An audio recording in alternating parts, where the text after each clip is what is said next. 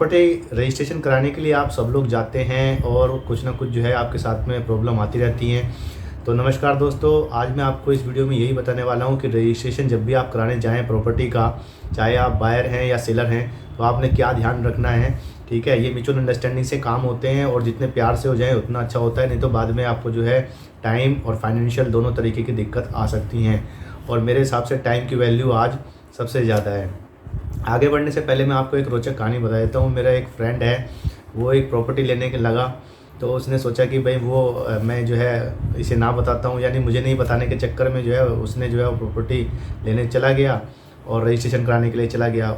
उसने जो है वहाँ पे काफ़ी सारे धक्के खाए और जब आ गया वहाँ पे तो मेरे को बताता है कि भाई मेरे साथ आज ऐसा ऐसा हो गया। तो मैं उसको बोला भाई पहले मेरे को बता देता तो कम से कम मैं तुझे बता तो देता। तो वहीं से ये जो है एक बात निकल के आई मेरे दिमाग में कि काफ़ी सारे लोग ऐसे होंगे जिनको ये दिक्कतें फेस करनी होंगी। तो अगर वो पहले से प्रिपेयर हो जाए तो शायद उनको ये दिक्कत ना आए। तो चलिए स्टार्ट कर लेते हैं कि हमको क्या क्या चीज़ें ध्यान में रखनी है अगर हम एक बायर हैं। ठीक है, देखिए सबसे पहले जब भी आप कोई प्रॉपर्टी देखने जाते हैं तो आपने एक डीलर तय कर लेना है। बिना डीलर के आजकल कोई काम नहीं हो रहा है, लेकिन डीलर वही लेना है जिसको प्रॉपर्टी के बारे में ज्ञान हो, प्रॉपर्टी के जो दस्तावेज होते हैं उनके बारे में मालूम हो। बहुत से प्रॉपर्टी डीलर मैंने ऐसे देखे हैं कि वो खुद को प्रॉपर्टी डीलर कहते हैं, लेकिन उनको पता जो है ना, मैं वर्ड यूज़ नहीं करना चाहता हूँ, उनको पता धता कुछ नहीं है सालों को।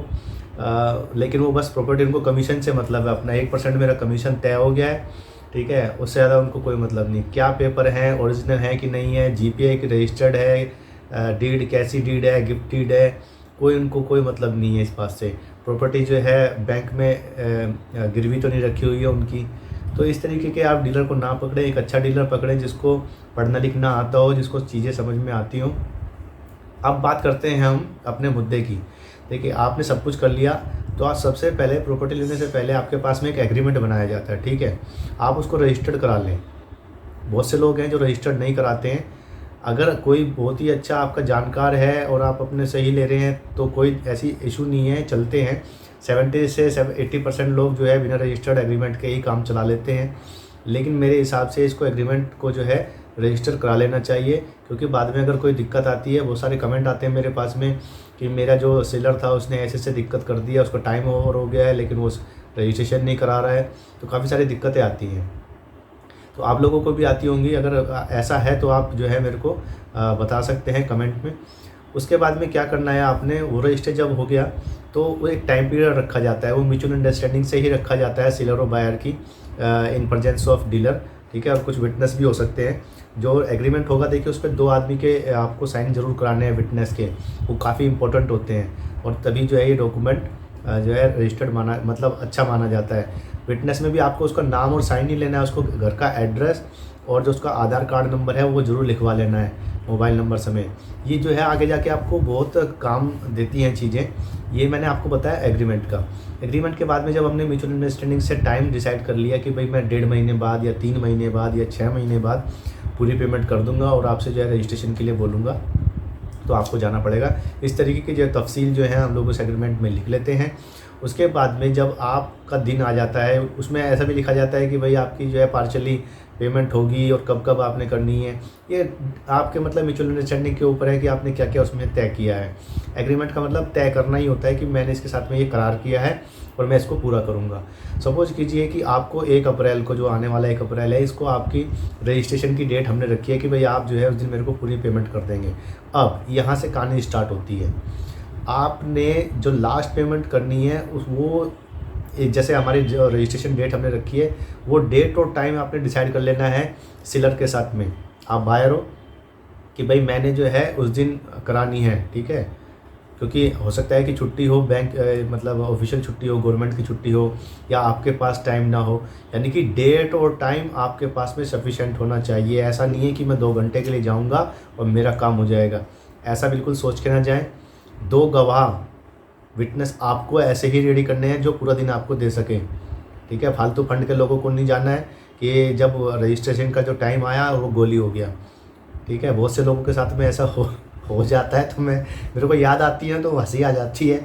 एक किस्सा हो गया था ऐसे ही, फिर जो है दिक्कत आ जाती है, क्योंकि आपको वो जो अपॉइंटमेंट है ना वो दिक्कत देती है बाद में बहुत। ये जितना आसानी से हो जाए उतना अच्छा है। ठीक है। चाहे कोई भी अथॉरिटी का काम हो रहा हो, चाहे दिल्ली का काम हो रहा है, चाहे एनसीआर में काम हो रहा है, जहाँ पे भी आपने जाना है अपने विश्वसनीय आदमियों को लेके ही जाना है गवाह में, ठीक है। और उनके पास उनका आधार कार्ड भी होना चाहिए, आइडेंटिटी प्रूफ होने चाहिए, ठीक है। तो आपने पहली चीज़ देखनी है डेट और टाइम, ये आपने देख लिया। उसके बाद में आपने देखना है भाई साहब अपने पैसे। ये मैं पहले दिन की बात आपको बता रहा हूँ कि मैंने जो डिसाइड करना है पहले दिन, ऐसा नहीं कि मैं उसी दिन डिसाइड कर रहा हूँ। पहले दिन आपके पास में ये चीज़ें रेडी होनी चाहिए ताकि नेक्स्ट डे जो है आपने एक टाइम दिया है सेलर को और डीलर को, आप लोग वहाँ पे मीटिंग पॉइंट पे सब रजिस्ट्रार ऑफिस में मिल जाएंगे और वहाँ से जो है स्मूथली काम चालू हो जाएगा। एक आपने लॉयर एडवोकेट जो है सेकंड नंबर पे वो तैयार करना है कि भाई मेरा ऐसा ऐसा काम होना है उस दिन, तो आप मुझे जो है क्या क्या करोगे, ये डीड बना के दोगे, ठीक है, स्टैम्प पेपर पे जो भी लगते हैं, और स्टैम्प ड्यूटी खरीद के दोगे, रजिस्ट्रेशन फ़ीस और जो है अपॉइंटमेंट लेकर के दोगे। ये सारा काम जो है आपने उसके जिम्मे सौंप देना है। वो कुछ आपसे चार्जेस लेता है इस काम के एडवोकेट, वो आसानी से करा देते हैं, उनके अच्छे जो है जान पहचान होती है वहीं पे ही रजिस्ट्रार ऑफिस में। मतलब ऐसे नहीं कि घूस दे के करते हैं, उनको रोज़ का काम है तो उनको मालूम है कि कहाँ से कैसे करना है और वो अपना आराम से कर देते हैं। तो आपने ये चीज़ तैयार करके रख ली है। एक दिन जाने से पहले उस दिन उसको कॉल कर देनी है वकील को कि भाई मैं कल आऊँगा ये टाइम में, और हमारे डॉक्यूमेंट जो है रेडी करके रखना, अपॉइंटमेंट लेके रखना, ठीक है। अब बात आती है पेमेंट की।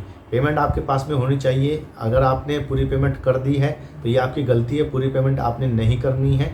पूरी पेमेंट जब भी करनी है जिस दिन आपने रजिस्ट्रेशन के लिए जाना है। 10% कम से कम हम अपने पास रखेंगे, कम से कम। अगर वो 90% दे भी देते हो तो आपके पास में जो एग्रीमेंट है वो रजिस्टर्ड है, तो आपको कोई दिक्कत नहीं होने वाली, ठीक है। मैं तो कहता हूँ कम ही दीजिए, 50% या 60% तक ही पेमेंट करें आप, ज़्यादा पेमेंट ना करें। बाकी की आप जो है रजिस्ट्रेशन वाले दिन ही करें। लेकिन अगर कुछ ज़्यादा ही अच्छे लोग हैं, कुछ ज़्यादा ही अच्छे डीलर हैं, तो आप जो है 10% फिर भी जो है बचा करके चलें, सारी पेमेंट पहले ना करें। तो 10% पेमेंट जो है आपने उसी दिन वहाँ पे देनी है, उसका रिकॉर्ड रखना अपने पास, ठीक है। कैश में कोई भी डीलिंग ना करें, ये भी मैं आपको बता रहा हूँ।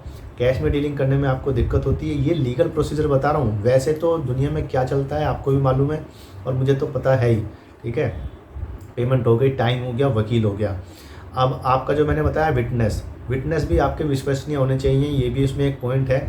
वो पूरा दिन देगा आपको, ठीक है। आपका पूरा जब तक रजिस्ट्रेशन नहीं हो जाता आपके साथ में रहेंगे। मिठाई का डिब्बा ज़रूर रख लेना ताकि आप उसको जाते हुए दे दो, भाई ले खा और मौज कर, ठीक है। ऐसा भी होना चाहिए ताकि जो है एक मित्रता बनी रहे, ठीक है। और मैं देख लेता हूँ इसमें, हाँ एक बहुत ही इंपॉर्टेंट पॉइंट आ गया भाई, भूल गया था मैं तो इसको, TDS का। अब TDS वो पानी वाला TDS नहीं है, टोटल डिजोल्व सॉलिड जो होते हैं पानी में, सबमर्सिबल वाले में, उसकी बात नहीं कर रहा हूँ। ये है टैक्स डिडक्टेबल एट सोर्स, ठीक है।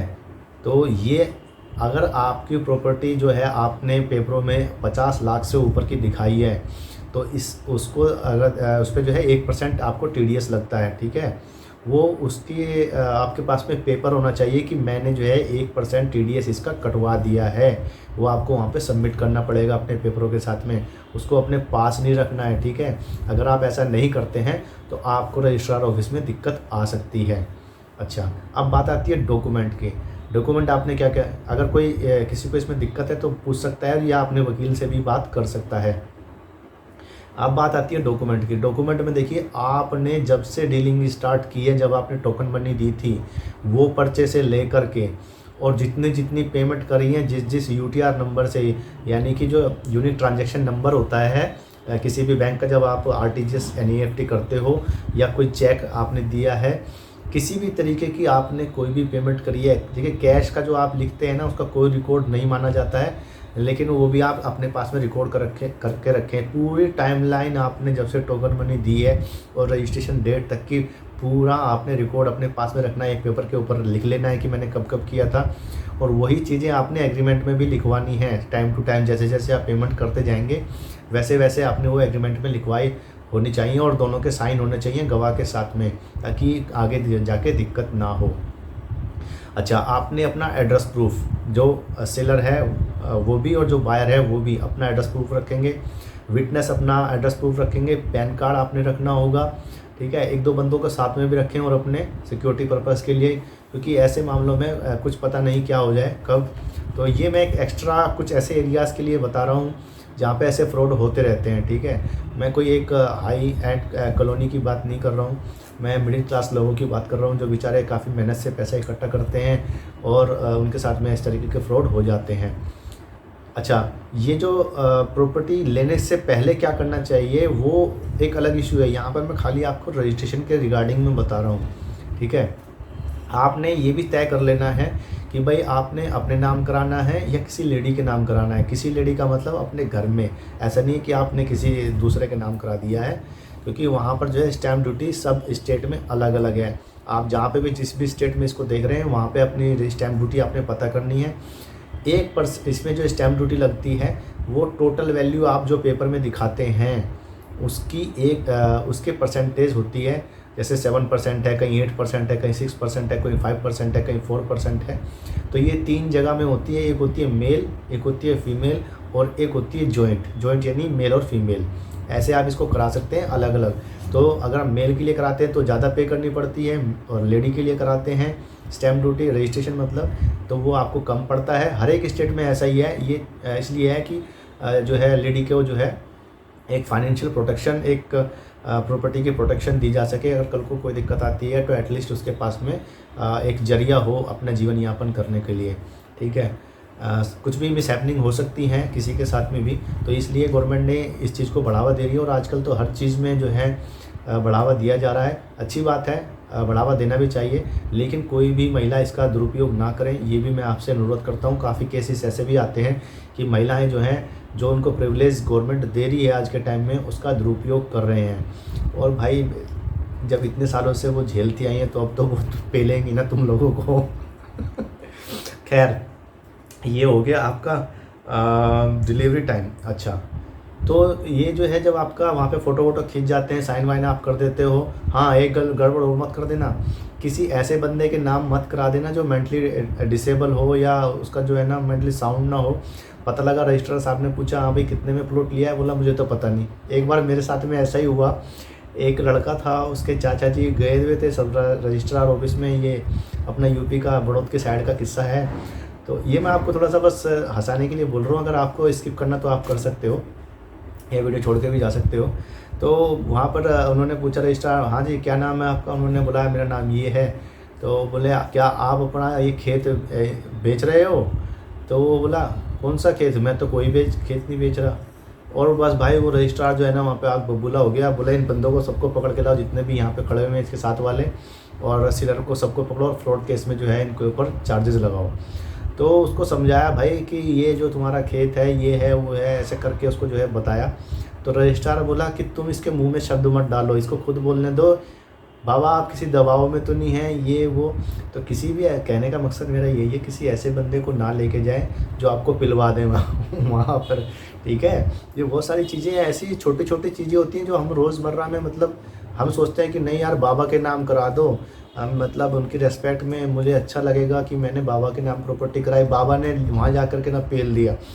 भाई बाबा को खुद होश नहीं है कि दुनिया कहाँ है, क्या कर रही है। अंगूठा उनका हाथ हिलता रहता है, क्या अंगूठा लगाएंगे भाई वो। मतलब कहने का ये है मेरा, मजाक से हटके, किसी ऐसे, मजाक नहीं है रियलिटी आपको बता रहा हूँ, किसी ऐसे बंदे को लेके जाओ जो भाई साउंड मतलब जो दिमाग से अच्छा खासा हो, जो चीज़ों को समझता हो, ठीक है। जो वहाँ पे जाके कुछ उल्ट सीधा ना बोल दे। एक माता जी थी, उनका रजिस्ट्रेशन कराने के लिए गए, उसने जाकर के रजिस्ट्रेशन ऑफिस में रजिस्ट्रार के सामने रोने लगी। और भाई जो उसके लड़के थे वो उसके हाथ पैर फूल गए, ये क्या हो गया? बोले अब तो दिक्कत हो जाएगी।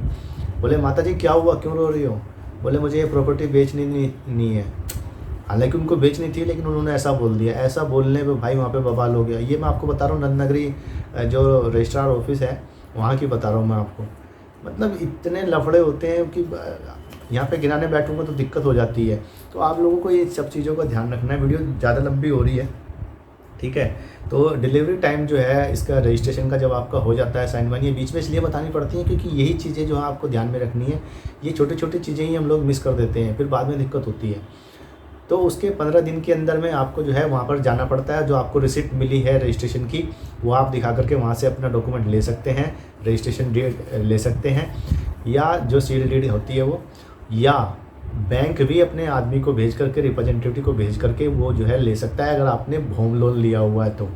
अच्छा तो ये होगा कि आप लेकर के जो है, अगर आपने ले लिया तो आप भी जो है बैंक को वो जा कर के दे दें, क्योंकि वो जब तक आप उसका लोन नहीं चुका देते हो वो अपने पास वो रखता है उसको। ये मॉर्गेज होती है प्रॉपर्टी, तो जैसे ही आप लोन चुका दोगे तो आपका काम बन जाएगा।